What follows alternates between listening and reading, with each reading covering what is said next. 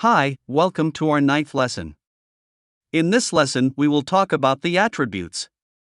As we have said before, attributes are additional features in the element that express information about it or distinguish it from another element, and so on. We have two things that we have to know before talking about attributes. We have something called global attributes and another called element attributes. The global attributes can be used with any element.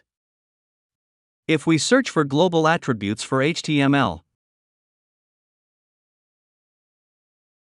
and click on this link, we will find many attributes that you can use with any element in the world.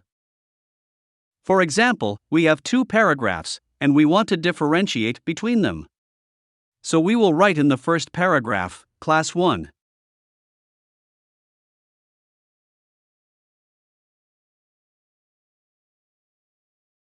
And in the second paragraph, class 2.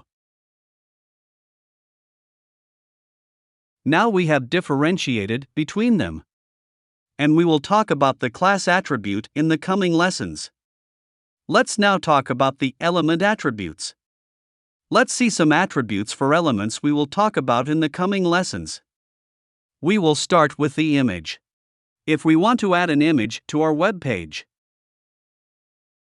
as you can see, the editor immediately adds two attributes to the element, because that element has its own attributes. Let's try the link element.